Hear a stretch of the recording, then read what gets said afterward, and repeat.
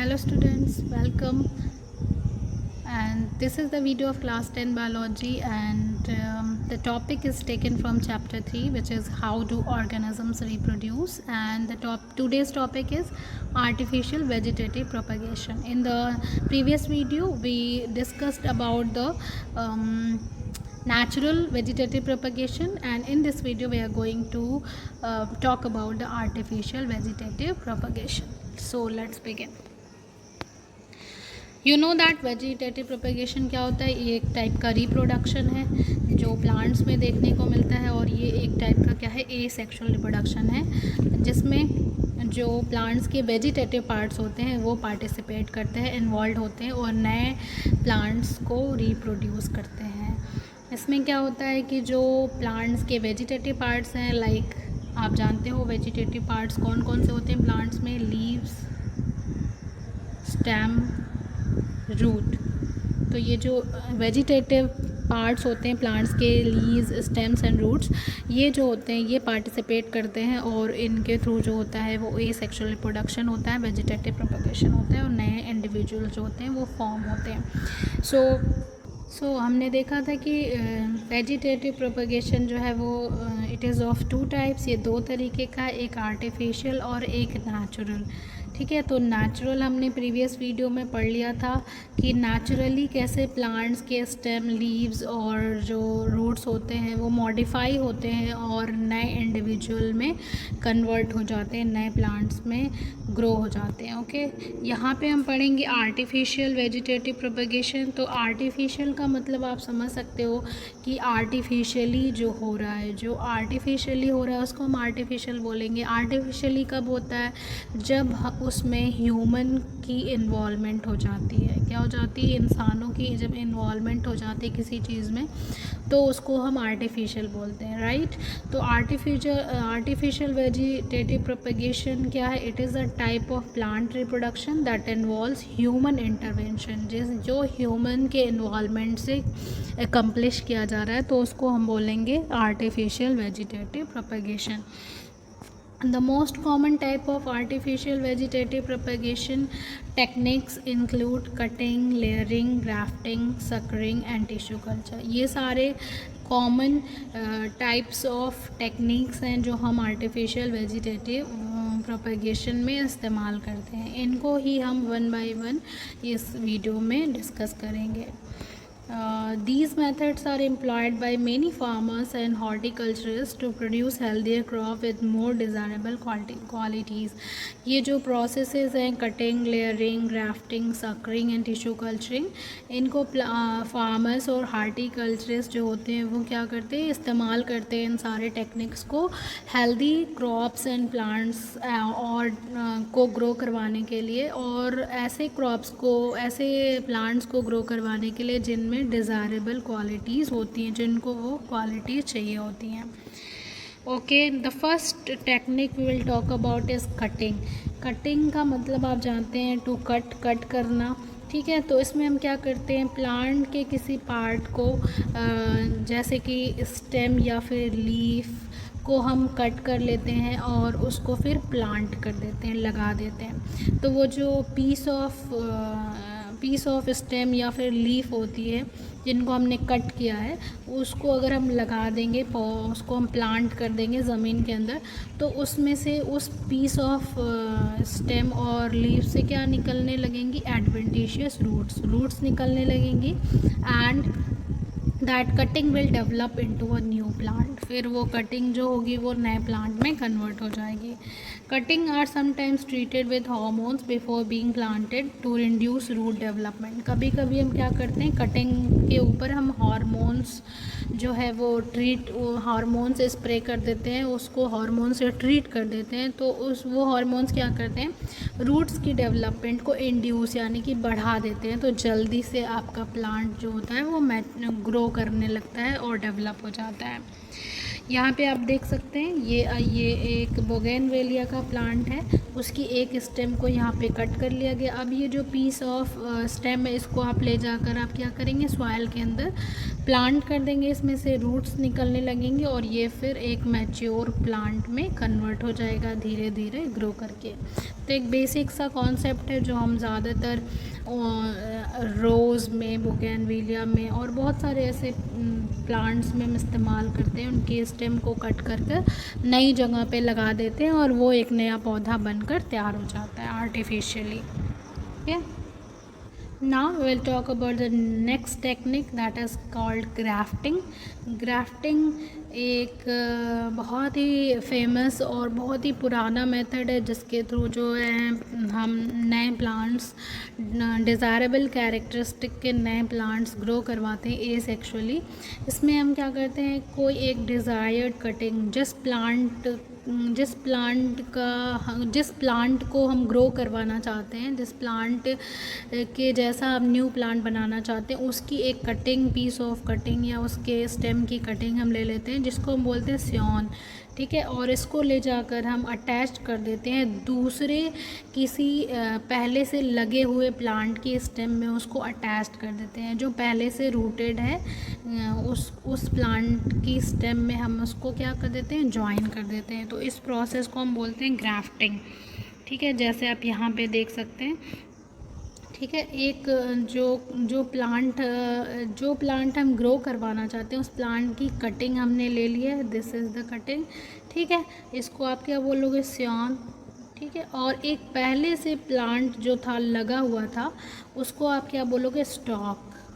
ठीक है, उसको आप क्या बोलोगे, स्टॉक। और उस स्टॉक में देखिए स्टेम कट करके हमने क्या कर दिया, स्योन को उसको हमने क्या कर दिया, ज्वाइन करके उसको बांध दिया, ऐसे रैप कर दिया। ठीक है, तो क्या होगा कि ये जो है वो एक नए तरीके का जो है आपका नया प्लांट ग्रो कर जाएगा और इसमें आपकी डिज़ायरेबल कैरेक्टरिस्टिक होगी जो आप चाहते होंगे, जो कैरेक्टरिस्टिक आप चाहते होंगे वो वाला कैरेक्टरिस्ट आपको इस न्यू प्लांट में दिखाई देगा। So it is called grafting. Grafting के थ्रू हम बहुत सारे प्लांट्स में हम रिप्रोडक्शन करवाते हैं, आर्टिफिशियल प्रोपेगेशन करवाते हैं, जैसे कि ये मैंगो में बहुत आसानी से आपको कॉमनली देखने को मिलता है। Next will talk about the layering. Layering में क्या करते हैं, हम किसी रूटेड प्लांट की ब्रांच या फिर स्टेम को हम क्या करते हैं, ज़मीन के अंदर टच करके उसको कवर कर देते हैं। ज़मीन के अंदर मिट्टी से टच करके, ग्राउंड से टच करके उसको मिट्टी से कवर कर देते हैं। ठीक है, तो जो पोर्शन ऑफ ब्रांच या फिर स्टेम जो होता है वो ग्राउंड के कांटेक्ट यानी कि ज़मीन के कांटेक्ट में आता है और सॉइल से कवर्ड होता है, वहाँ पे एडवेंटिशियस रूट्स जो होती हैं वो ग्रो करने लगती हैं। एंड जब रूट डेवलप हो जाती हैं फिर इसके बाद जो है उसमें से शूट और ब्रांचेस और स्टेम्स निकलने लगती हैं। एंड इस तरीके से वो जो पीस ऑफ स्टेम है जिसको आपने ज़मीन के अंदर दबाया था वो एक नए प्लांट में कन्वर्ट हो जाता है। और ऐसी जो लेयरिंग है वो नेचुरली भी प्लांट्स में देखी जाती है, जैसे आप यहाँ पे देख सकते हैं। This is the diagram showing layering. जैसे ये देखिए, ये इसकी एक स्टेम थी, उसको हम लोगों ने क्या किया, ज़मीन के अंदर इस तरीके से फिक्स कर दिया और ऊपर से जो है वो क्या कर दिया, मिट्टी से उसको कवर कर दिया और उसको हमने पानी वगैरह दे दिया। तो क्या होगा, इसमें से देखिए रूट्स निकलने लगेंगी। ठीक है, यहाँ पे देखिए रूट्स निकलने लग रही हैं और एक नया पौधा आपका बनकर तैयार हो जा रहा है। तो ये लेयरिंग से हम क्या कर देते हैं, प्रीवियसली रूटेड प्लांट की ब्रांच को हम ज़मीन के अंदर सॉइल से ढक देते हैं और फिर वो जो ढके हुए पार्ट होते हैं वहाँ से रूट्स निकलने लगती हैं और नया प्लांट तैयार हो जाता है। ठीक है, नेक्स्ट एक होती है एयर लेयरिंग। एयर लेयरिंग में हम क्या करते हैं कि ज़मीन के अंदर ना दबाकर ढककर हम क्या करते हैं, हम जो एक्सपोज्ड स्टेम होती है उनको हम थोड़ा सा स्क्रैप करके क्या करते हैं, उसको प्लास्टिक से कवर कर देते हैं टू रिड्यूस द मॉइस्चर।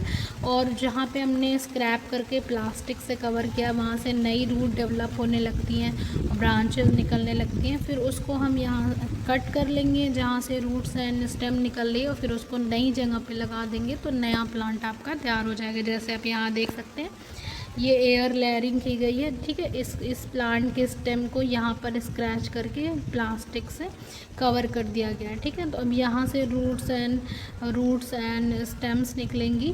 जब यहाँ पे रूट्स ग्रो हो जाएंगी तो यहाँ से आप इसको डिटैच कर दोगे, यहाँ से कट करके इस पार्ट को आप क्या करोगे, नई जगह पे ले जाकर लगा दोगे तो आपका नया प्लांट तैयार हो जाएगा। तो प्री एग्जिस्टिंग प्लांट से आप न्यू प्लांट बना सकते हो।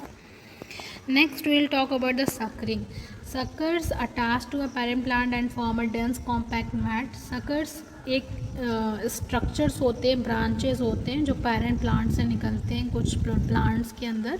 और ये क्या करते हैं, ये बहुत सारे जो ब्रांचेस होते हैं जिनको हम सकर्स बोलते हैं, बहुत सारे डेंस एक कॉम्पैक्ट मैट के फॉर्म में निकले हुए होते हैं। और इनको हम क्या करते हैं, सकर्स को अगर हम कट कर लें पेरेंट प्लांट से और उसको नई जगह पे ट्रांसप्लांट कर दें तो फिर उससे नए पौधे निकलने लगते हैं, ठीक है। वो एक नया प्लांट में कन्वर्ट हो जाता है। जैसे आप यहाँ पे देख सकते हैं कि ये दीज आर द सकर्स, ठीक है।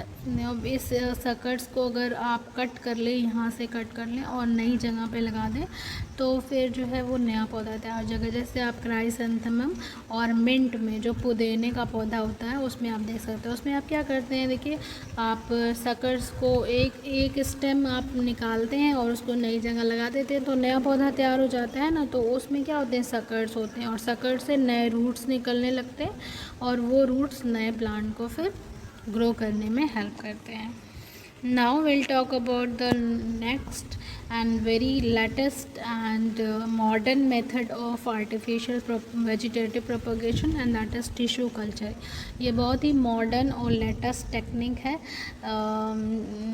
वेजिटेटिव प्रोपगेशन का, जिसको हम बोलते हैं टिश्यू कल्चर। इसमें हम क्या करते हैं, this involves the culturing of plant cells that may be taken from different parts of a parent plant. एक पेरेंट प्लांट, कोई पेरेंट प्लांट हम सेलेक्ट करते हैं और उसके अलग अलग पार्ट से या किसी पार्ट से हम क्या करते हैं, सेल्स को टेक आउट करते हैं और उसकी कल्चरिंग करते हैं, ठीक है। इसी को हम बोलते हैं tissue culture. The tissue is placed in a sterilized container and nurtured in a special medium until a mass of cells known as callus is formed। इसमें हम क्या करते हैं, पेरेंट प्लांट से कुछ सेल्स निकाल लेते हैं और उसको एक स्टेरिलाइज्ड कंटेनर में रख देते हैं और उसमें नरिशमेंट प्रोवाइड करते हैं। तो उससे क्या होता है, वो जो सेल्स होती हैं उसमें डिवीज़न्स होने लगते हैं और मास ऑफ सेल, बहुत सारे ग्रुप ऑफ सेल्स बन जाते हैं जिनको हम बोलते हैं कैलस। अब इस कैलस को हम क्या करते हैं, हार्मोन से ट्रीट करते हैं और नरिशमेंट प्रोवाइड करते हैं। तो ये जो कैलस होता है वो धीरे धीरे ग्रो होकर छोटे से प्लांट में कन्वर्ट हो जाता है, जिसको हम बोलते हैं प्लांटलेट। अब ये प्लांटलेट जो होता है, अगर हम इसको कहीं पर ट्रांसफ़र कर दें या ट्रांसप्लांट कर दें या इसको हम प्लांट कर दें, ग्रो करवा दें, तो ये it will grow into fully grown plants. तो ये क्या होगा, एक कंप्लीट प्लांट्स में ये प्लांटलेट जो होगा वो कन्वर्ट हो जाएगा। जैसे फॉर एग्ज़ाम्पल यहाँ पे आप दे सकते हैं, यहाँ पे देखिए ये पेरेंट प्लांट था, ठीक है। इसकी लीफ से हमने सेल्स ले लिए या कुछ ग्रुप ऑफ सेल्स ले लिए, ठीक है, और इसको हमने एक पेट्री डिश में एक मीडियम में रख दिया, ठीक है। अब इसमें हमने नरिशमेंट प्रोवाइड कर दिया और ये स्टेरिलाइज्ड होना चाहिए, मतलब इसमें कोई जर्म्स या माइक्रो ऑर्गेनिज्म नहीं होना चाहिए, बिल्कुल ये without any germs and pathogens होना चाहिए, ठीक है। तो इसमें नरिशमेंट हमने दे दिया, तो इस नरिशमेंट के थ्रू क्या होगा, इस सेल्स में ये जो सेल्स हैं उसमें डिवीज़न होने लगेगा, तो बहुत सारी ग्रुप ऑफ सेल्स बन जाएंगी, तो एक मास ऑफ सेल्स बन जाएगा, उसको हम बोलेंगे कैलस, जो अनडिफ्रेंशिएटेड होता है, सिर्फ ग्रुप ऑफ सेल्स होती हैं, ठीक है।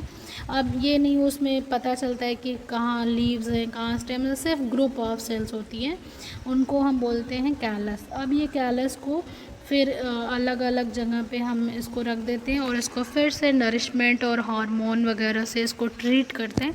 तो ये जो कैलस होता है वो धीरे धीरे एक प्लांटलेट में, एक छोटे पौधे में कन्वर्ट हो जाता है। ठीक है, जब उसमें डिफरेंशिएशन होता है तो वो एक छोटे से प्लांटलेट में, पौधे में कन्वर्ट हो जाता है। अब इस प्लांटलेट को आप क्या कर सकते हो, कहीं भी प्लांट कर सकते हो, ग्रो करवा सकते हो, तो ये कंप्लीट प्लांट में कन्वर्ट हो जाएगा। ठीक है, यहाँ भी इस फिगर में भी आप देख कर समझ सकते हो, यहाँ से टिश्यू लिया गया, इसको हमने इसको नरिशमेंट दिया हमने एक कंटेनर में रखकर। ठीक है, और हार्मोन्स वगैरह भी दिए, तो इसमें से ये जो कैलस बन जाएगा और कैलस जो का फिर छोटे छोटे प्लांटलेट में कन्वर्ट हो जाएगा। और प्लांटलेट को जब आप प्लांट कर दोगे इनटू एट सम प्लेस, तो ये फिर सारे प्लांटलेट जो होंगे वो एक नए पौधे में कन्वर्ट हो जाएंगे। तो यहाँ पे हम टिश्यू कल्चर में क्या कर रहे हैं, हम सेल्स, ग्रुप ऑफ सेल्स की हेल्प से क्या कर रहे हैं, वो नए प्लांट को प्रोड्यूस कर रहे हैं, और इसीलिए हम इसको क्या बोलते हैं, टिश्यू कल्चर, क्योंकि हम टिश्यू की कल्चरिंग कर रहे हैं, टिश्यू से पौधे बना रहे हैं, तो that's why it is called tissue culture. Now we will talk about the advantages of tissue culture. Tissue culture के क्या एडवांटेजेस हैं, क्या फ़ायदे हैं। तो the first one is the new plantlets can be grown in a short amount of time. जो भी plantlet tissue culture के रिज़ल्ट में आपको मिलेगा, इसको आप बहुत ही कम समय में ग्रो कर सकते हो, and it takes a short amount of time.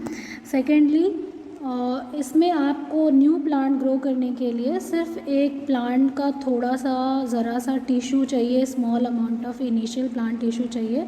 आपको पूरे प्लांट की ज़रूरत नहीं है, रूट्स एंड ब्रांचेस की ज़रूरत नहीं है, only small amount of tissue is enough to grow a new complete plants. तीसरा, अगर हम देखें तो new plantlets and plants are more likely to be free of viruses and diseases, क्योंकि हम इसको एक स्टेराइल कंडीशन में, लेबोरेटरी में हम इसको परफॉर्म करते हैं, तो वहाँ पे जो प्लांटलेट, जो पौधा जर्मिनेट करेगा, ग्रो करेगा, it will be disease free. The process is not dependent on the season and can be done throughout the year. Tissue culture क्योंकि हम लेबोरेटरी में परफॉर्म करते हैं, तो इसके लिए हमें किसी भी पर्टिकुलर सीज़न का वेट करने की ज़रूरत नहीं है। इसको हम थ्रू आउट द ईयर कभी भी किसी भी समय कर सकते हैं और किसी भी टाइप का पौधा कहीं भी ग्रो कर सकते हैं टिश्यू कल्चर की हेल्प से। You need only a relatively small space to perform the process. Tissue culture के लिए आपको बहुत कम स्पेस चाहिए होगा। अगर आप कोई प्लांट लगाते हैं तो उसके लिए आपको ज़्यादा स्पेस, जगह की ज़रूरत होती है। पौधा लगाने के लिए आपको ज़मीन चाहिए, उसमें स्पेस चाहिए। लेकिन प्लांट टिश्यू से जो आप प्लांटलेट्स बनाएंगे, it will need very small space to perform. On a large scale, the tissue culture process help to supply the consumer market with new species and variety. And हम tissue culture से हम क्या कर सकते हैं कि बहुत सारे नंबर्स में, अमाउंट में प्लांट्स और उनके प्रोडक्ट्स क्या कर सकते हैं, बना सकते हैं और लोगों की नीड को फुलफ़िल कर सकते हैं. People looking to cultivate challenging plants such as specific breeds of orchid find more success with the tissue culture process than the traditional soil. ज़मीन में अगर हम किसी पर्टिकुलर प्लांट को ग्रो करते हैं तो शायद वो बहुत टफ़ होता है और वो टाइम टेकिंग होता है और हो सकता है कि वो फेल कर जाए और वो पौधा कंप्लीट ना हो पाए, वो ग्रो ना कर पाए. बट अगर हम टिश्यू कल्चर से अगर हम वही प्लांट ग्रो करवाते हैं तो उसमें 100% चांस होता है कि प्लांट जो है वो नए प्लांट में ग्रो हो जाएगा. तो जिस प्लांट को सॉइल में, नेचुरल कंडीशन, हैबिटेट में ग्रो करने में आपको चैलेंज फेस करना पड़ता है, उसको आप टिश्यू कल्चर से आसानी से ग्रो करवा सकते हैं on a large scale. So these are the some advantages of tissue culture. So in this video we saw that how the human beings perform the vegetative propagation artificially by using different methods. We saw the cutting, grafting, suckering and tissue culture. Okay, in which in all these the tissue culture is the modern and very latest method, and this is used in the branch of science that is known as biotechnology. So that's all for this video. In the next video we will talk about the sexual reproduction in the plants. Till then, thank you. Have a nice day, everyone.